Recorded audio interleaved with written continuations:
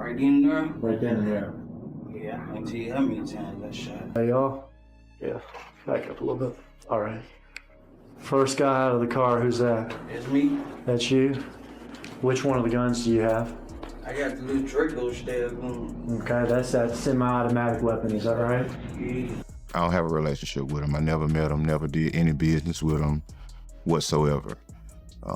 That's why it was strange to me, all the comments and hoorah on social media accusing me of doing things that was absolutely not true, because I never had any dealings with Yo Gotti whatsoever, period. After getting caught in 4K, Young Dude's killer basically said, forget it, and started feeding the cops every detail they've been begging for.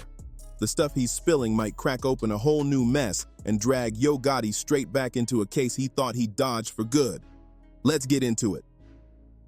When the streets took Memphis's king on what should have been a normal Wednesday afternoon in South Memphis, the whole hip-hop world froze from the shock. This wasn't just street drama.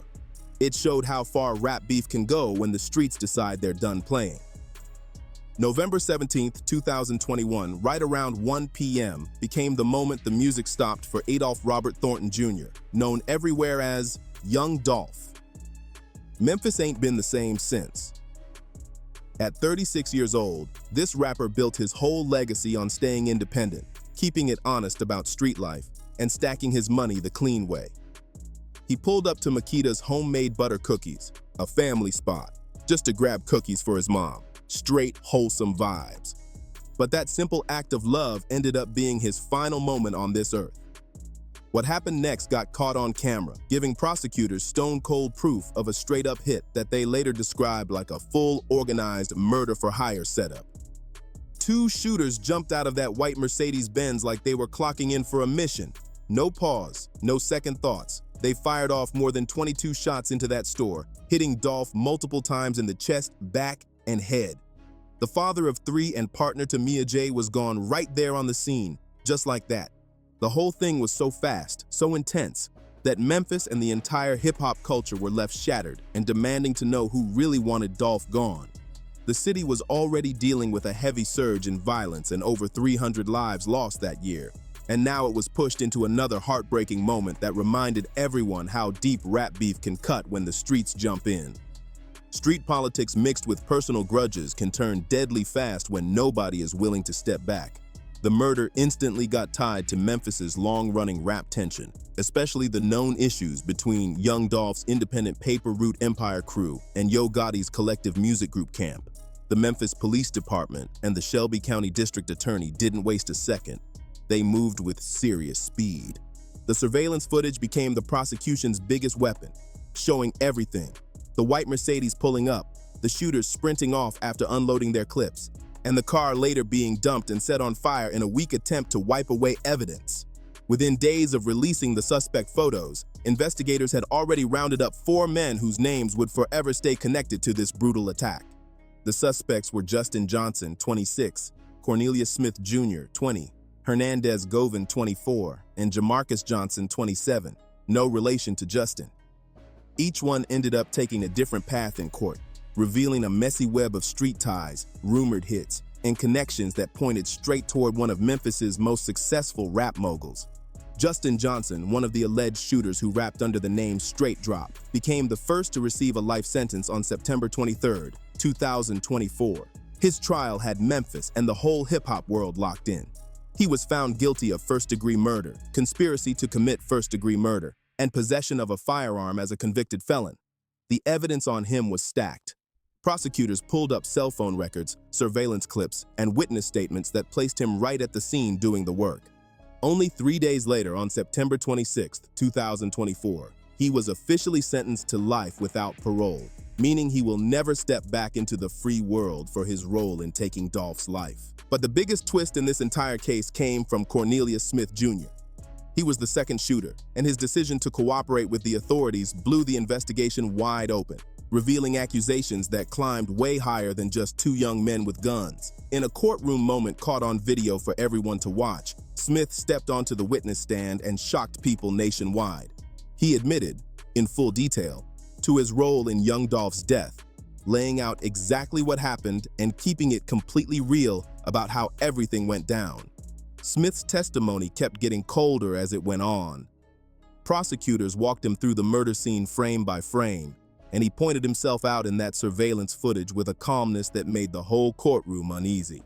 He explained how he had never even fired that type of weapon before that day, and when they asked who he was aiming at, his answer was simple and chilling. And let's be clear, this confession didn't come from guilt or regret. In October 2024, Smith took a plea deal, dropping his charges down to second-degree murder and conspiracy in exchange for telling on his co-defendant. That deal gave him a 20-year sentence, way lighter than the life without parole that Justin Johnson received. But it came with the label of being the one who cooperated in one of Memphis's biggest murder cases. Smith's testimony wasn't explosive just because he described the hit. It was explosive because of what it suggested about the people operating behind the scenes. He broke down how he spotted Dolph standing near the window and started firing through the glass nonstop, shooting with no real aim, no strategy, just trying to finish a job he had been pulled into. The third defendant, Jamarcus Johnson, pled guilty to accessory after the fact and got an 8-year sentence back in early 2022 for helping the shooters escape after everything went down. But the real storm centered on Hernandez Govin. His situation became the most controversial part of the whole case, keeping questions alive about who actually planned this entire operation. Govin was accused of being the one who organized the plot from the start, and he went to trial from August 18th to the 21st, 2025 in Shelby County Criminal Court. Even though Cornelius Smith testified and claimed Govin acted as the middleman, the person who recruited the shooters and connected them to the alleged murder-for-hire plan, the jury still found him not guilty on all charges, including first-degree murder and conspiracy. Govin had already been on house arrest since May 2024, and after the verdict, he walked out a free man. Right after beating the case, he started speaking publicly and claimed prosecutors only went after him to apply pressure on people higher up in the situation. A statement that sparked even more talk about Yo Gotti's possible connection to all of this. In his first interview after being cleared, Govin said he felt like he was just a pawn caught in a much bigger chess match. As of November 25, 2025, no new arrests have been made, even though MPD keeps saying the case is still open for any fresh leads that might come in. But the convictions of Johnson and Smith, along with Smith's wild testimony about who supposedly ordered the hit, haven't done anything to quiet the non-stop rumors circling one name over and over, Yo Gotti. And the question that keeps haunting Memphis and the hip-hop scene is heavy. If the shooters are locked up, and if Smith's story is solid, then why hasn't anyone higher up been charged? And even deeper, what role, if any, did Yo Gotti, known legally as Mario Mims, have in the situation involving his longtime rival? To understand how the Dolph Gotti tension reached this level, we gotta rewind to 2014, when what looked like a simple business disagreement slowly turned into one of the most serious rivalries hip-hop has ever seen. According to the stories that have been floating around the streets for years, the reason Dolph ended up in danger traces back to his decade-long conflict with Yo Gotti, founder of Collective Music Group, home to Moneybagg Yo, Black Youngsta, and more recently, Glorilla. This wasn't just about rap-style clashes or Memphis territory. It became personal. It all started in 2014 when Dolph claimed in later interviews that Gotti tried to sign him early in his career, but he turned it down to stay fully independent. Dolph said he wanted to keep his power and not fall in line under Gotti's growing presence in the Memphis rap world. Gotti, on the other hand, denied pushing hard to sign Dolph, saying their early interactions were nothing but mutual respect that eventually went left. But that business decision sparked something way bigger and way more dangerous. By 2016, the beef was no longer behind the scenes. It went public and loud. Dolph hopped on Twitter, talking about turning down major deals, and dropped his debut album called King of Memphis, a title everybody took as a direct jab at Gotti's status in the city. Then that summer, Dolph went harder, dissing both Gotti and CMG artist Black Youngsta in freestyles that went viral everywhere. Black Youngsta fired back with his track Shake Some, and even worse, a video surfaced showing him waving guns in Dolph's neighborhood, a sign that the beef wasn't staying in music anymore. It was creeping straight into the streets where real situations can happen. Gotti tried to keep himself distant from the rising tension by brushing it off publicly as playground stuff in a video clip. But people who understood the streets knew it wasn't anything close to kid-level issues. By 2017, things hit a whole new level. The beef moved from music to multiple violent incidents that nearly cost Dolph his life more than once. And around that time, the tracks and messages from both sides got even more personal, more heated, and more dangerous than ever. Dolph dropped the explosive diss track, Play with Yo B, where he mocked Gotti as Yo Gotti and threw out claims about being involved with the mother of Gotti's child. Lines that crossed into deeply personal territory and made it clear this beef wasn't getting squashed anytime soon. Gotti clapped back on Twitter, without naming Dolph directly, and dropped his own warning track, Don't Beef With Me. But Dolph didn't slow down. He pushed things even further with a music video showing fans chasing someone dressed like a Gotti impersonator through the streets, basically turning his rival into a joke on camera. It was a public humiliating shot that made their tension look way past repair. Then came the violence, the kind that even people used to rap drama weren't ready for. On February 25, 2017, young Dolph survived what straight up looked like an assassination attempt in Charlotte, North Carolina. More than 100 rounds were fired at his SUV just hours before a performance. And in a move that had people stunned, Dolph walked away with 0 injuries. Instead of laying low, he performed that same night like nothing happened, turning the attack into a flex and solidifying his image as someone who refused to be scared or pushed off his path. Black youngster and 2 associates turned themselves in for that shooting, but the case got dropped for lack of evidence, something that became a repeating pattern for anyone trying to understand the real truth behind incidents tied to this feud. But the danger didn't stop there. Just a few months later in May 2017, Dolph got hit 7 times outside a Los Angeles hotel. He survived again, recovered, and kept releasing music. LAPD eventually cleared Gotti as a suspect, but whispers around the situation continued, feeding the cloud of suspicion that never fully disappeared. From 2018 to 2020, the tension seemed to cool down, at least on the surface. The pandemic had both rappers focused on their own paths. Dolph released projects like Rich Slave and kept pouring into Memphis through charitable work, while Gotti concentrated on transforming CMG into a heavyweight label, dropping CMG compilations and scoring hits like Down in the DM. There were still slick comments in interviews and subtle jabs in lyrics, but no public acts of violence during that period. Still, anybody paying attention knew the tension was still there beneath everything. Then in 2021, just months before Dolph was killed, anonymous reports claimed there were fresh conversations, new calls, and quiet moves hinting at more plotting. And one of the most interesting details came from former NBA star and Memphis Grizzlies legend Tony Allen, who was also Dolph's cousin. He allegedly tried to set up a face-to-face meeting between Dolph and Gotti to end the tension for the sake of the city. And according to Hernandez Govin's testimony, what happened with that attempted mediation tells a whole lot about where the real issues were and who didn't want peace. This wasn't just some regular rap beef or 2 artists throwing shots for attention.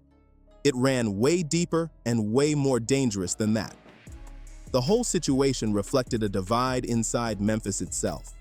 Dolph's independent, build-it-yourself mindset versus Gotti's major label empire mixed with heavy street loyalty in a city where rap and street politics often overlap.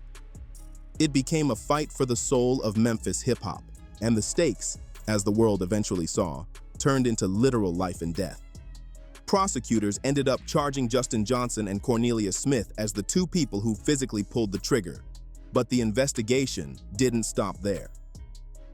The deeper it went, the more it uncovered claims pointing far above them, specifically toward Yo Gotti's older brother, Anthony Big Jook Mims, who handled CMG promotions and was a major figure behind Gotti's moves.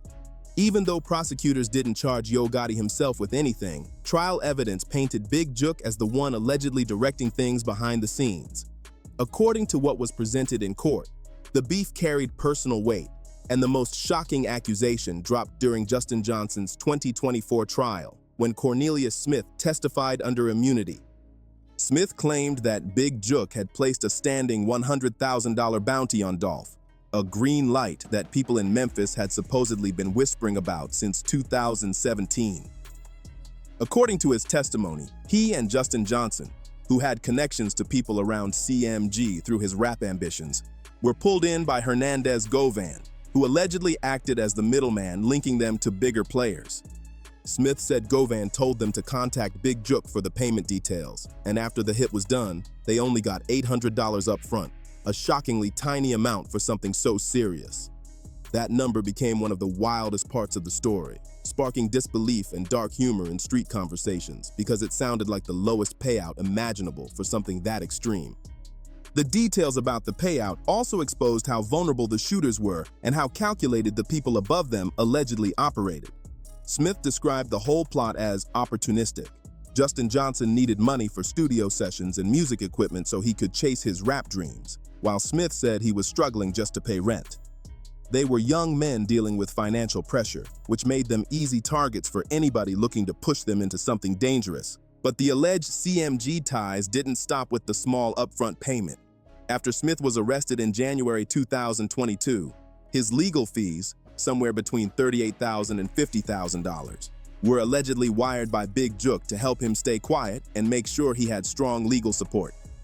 The strategy didn't work in the end because Smith eventually chose the 20-year deal instead of risking life without parole, but the payment alone raised a lot of eyebrows about how far the alleged cover-up support might have gone.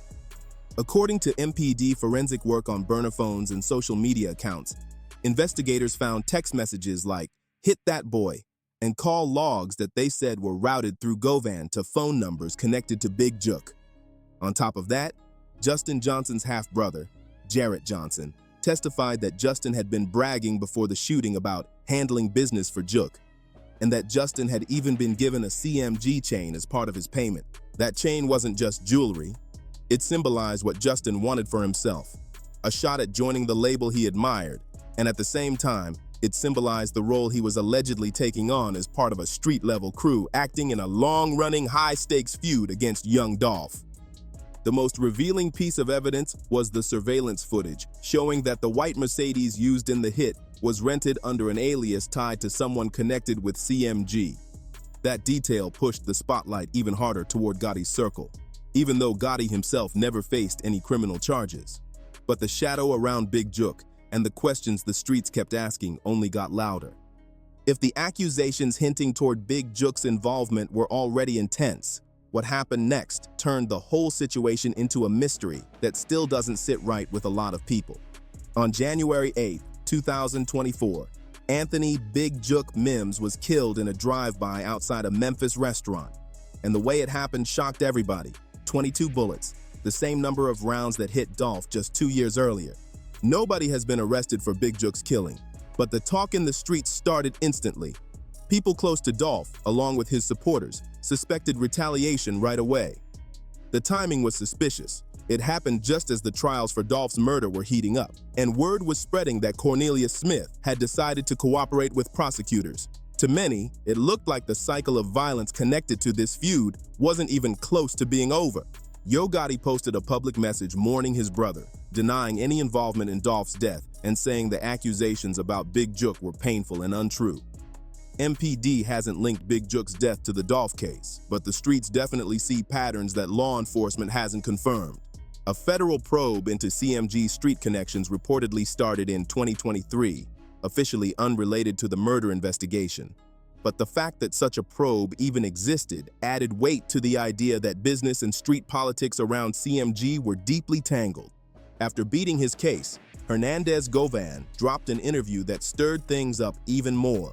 On Vlad TV, he claimed his arrest and prosecution were basically a setup to pressure him into turning on Gotti. He hinted that prosecutors viewed him as a stepping stone toward building a case against the rap mogul, something authorities have not confirmed. Rumors even began circulating that Gotti secretly helped fund Govin's legal defense through quiet back-channel money moves, though there's zero verified evidence, and Govin's lawyer denied any such thing.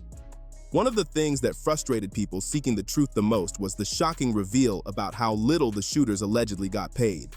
In a recorded interview, former gang member Terrence "Gangsta" Williams reacted with disbelief when he heard what Johnson and Smith supposedly received. Williams talked about the alleged list of bounties placed on several Paper Route Empire artists, claims that prices ranged from as low as $5,000 for lesser-known names to as high as $100,000 for Dolph himself. It made the situation look like a coordinated campaign against PRE, allegedly tied to Big Jook's moves. But the biggest twist was this. Smith and Johnson only got $800 up front, according to Smith's testimony. That tiny amount suggested they were either being used as throwaway pieces in a much bigger plan, or that the people above them never planned to give them the full amount anyway. The difference between the rumored six-figure bounty and the small amount the shooters received showed something bigger about how things operate in the streets, especially when people with money and influence pull the strings. Terrence Williams put it simply and straight in his interview, explaining exactly how these kinds of plots usually go down. Williams's breakdown hit at the core of how these situations unfold, and why the truth behind them is often buried under layers of manipulation, desperation, and silence. Young men under pressure for money and attention often end up getting pulled into dangerous moves by people with way more power than them. These older, more connected figures promise money, respect, and a shot at status. And that's how they convince young dudes to take actions they might have never even thought about before. But once the job is done, those same young men end up trapped. They can't go to the police without exposing themselves, and they can't demand the full payment without risking somebody silencing them for good. And the biggest question that still circles Memphis is this: why has Yo Gotti never faced charges, even though so much of the street talk points toward his circle? Gotti has firmly stood on his innocence, saying in a 2022 interview, "I make music about the streets, but I don't live that no more." And so far, no evidence has surfaced directly linking him or CMG to ordering anything. Plus, Hernandez Govin's acquittal knocked down the idea of a bigger conspiracy in the courtroom. But young Dolph's widow, Mia J., hasn't stopped pushing for answers. She has been outspoken about her belief that justice still isn't complete. She's called publicly for a deeper investigation into who really pulled the strings, pointing to the long history of tension and the resources that CMG allegedly had around the situation both before and after the murder. Her voice has kept pressure on the system to keep digging, even though the shooters are locked up and the alleged mastermind walked free. Online, especially on X, formerly Twitter, the skepticism is loud. Users constantly repost trial clips and testimony linking Big Jook to the situation, asking why the case seemed to stop with the street-level players and never move toward the people with real influence. Posts discussing Govin's claim that he was used as a scapegoat to get closer to Gotti spread fast, and fake videos claiming Gotti had been arrested keep popping up, always getting debunked but still spreading because the streets want accountability at the highest level. The bigger truth is, this case goes way beyond Young Dolph's murder. It highlights how dangerous the overlap between the music industry and street politics can be, especially in cities like Memphis, where the line between your rap persona and real-life alliances stays thin and risky. And the fact that both Dolph and Big Jook are now gone, two major figures in Memphis rap taken out in similar ways, shows a cycle of violence that keeps repeating with no signs of slowing down. The tension between CMG and Paper Route Empire didn't end with Dolph's death either. Artists from both sides still take shots at each other online and sometimes even in real life. Key Glock, Dolph's cousin and protege, has dropped songs many listeners hear as aimed at CMG, while CMG artists like Moneybagg Yo have released tracks with lyrics some people interpret as responses to PRE's accusations. Young Dolph's murder created a cultural shockwave that hit way beyond the two camps involved. It changed the whole conversation about rap, safety, loyalty, and what happens when business, ego, and street history collide in the worst possible way. The situation has pushed a lot of people in the culture to start talking again about what responsibility record labels and powerful figures in hip-hop have when it comes to shutting down beefs before lives get taken. The fact that NBA legend Tony Allen tried to step in as a mediator, with one side reportedly open to talk and the other refusing, shows how pride and street image can overpower common sense and basic self-preservation in these conflicts. Another layer that keeps getting brought up is the rumor about Yo Gotti's alleged influence inside Memphis area prisons, something prosecutors hinted at during trial. They suggested that his connections could be used to keep Justin Johnson safe behind bars, based on testimony and media reports. With Gotti having business interests in everything from pro sports teams to cryptocurrency, prosecutors argued that he had access to money that couldn't easily be traced, resources that could theoretically help protect Johnson from inmates connected to Paper Route Empire who might want revenge for Dolph. According to what prosecutors said, that kind of protection could come through things like boosting commissary accounts, helping families with visits, or even using inmate enforcer networks to make sure Johnson doesn't get touched while locked up. These are allegations, nothing proven. But the very fact that this was being talked about in a courtroom shows how far Gotti's alleged reach was viewed and how street politics don't magically stop at the prison gates. As of November 25, 2025, Justin Johnson is still serving his sentence at Riverbend Maximum Security Institution in Nashville, while Cornelius Smith continues doing his 20-year stretch. Hernandez Govin is free, still insisting he was targeted to pressure investigators into reaching bigger names. And Yo Gotti, he's still running his music empire, still making moves and still insisting he had nothing to do with Dolph's death. Yet the cloud of allegations follows him everywhere. The heartbreaking part about young Dolph's murder is that so many people believe it never had to happen. A talented artist with a strong family and a bright future ended up losing his life over a feud that reportedly began with a rejected record deal and spiraled into diss tracks and wounded street pride. Now 2 young men sit in prison for pulling the trigger, but the accusations keep pointing toward people higher in the chain, individuals who allegedly shaped the whole situation but have never faced legal consequences. Mia J continues pushing for real justice, refusing to let her partner's memory fade into silence. The Memphis Police Department still says the case is technically open for new leads, and people are watching to see if federal authorities will step in and go beyond the 2 men already convicted. But in the streets, a lot of folks already made up their minds about what happened. They believe Cornelius Smith and Justin Johnson were the ones who fired the shots, but not the ones who truly set it all in motion. And the person they think walked away from young Dolph's murder without facing accountability is a name they continue to whisper, post about, and debate every single day.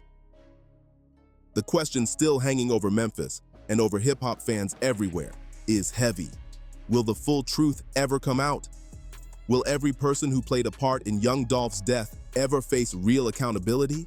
Or is this just another example of street justice where the shooters end up doing decades, while the people who allegedly gave the orders keep living life like nothing ever happened? Terrence Williams said something powerful in his interview, speaking from real experience in the streets. Sometimes the people who pull the strings stay so protected that it becomes almost impossible to reach them. And that idea sits right at the center of this whole situation. Young Dolph's legacy still lives strong through Paper Route Empire, through his anti-violence initiatives, and through the impact he left on Memphis and the entire culture. The heartbreaking part is how different his message was from the violence that took his life. His story stands as a warning about how deadly rap beefs can get when pride, money, and street politics mix. And it also shines a light on how the justice system often stops at the lowest level instead of reaching the people who allegedly make the calls. Cornelius Smith's confession made it clear who fired the shots. But the accusations pointing toward Yo Gotti and his circle haven't faded one bit. And based on what came out in court, a lot of people believe those accusations are aimed in the right direction. Whether the legal system will ever fully dig into those claims remains one of hip-hop's biggest unanswered questions. And until that day comes, the streets will keep talking, debating, and wondering if real justice will ever show up. Thank you for watching this video. Make sure you smash that subscribe button so you don't miss the next deep dive. See you in the next one.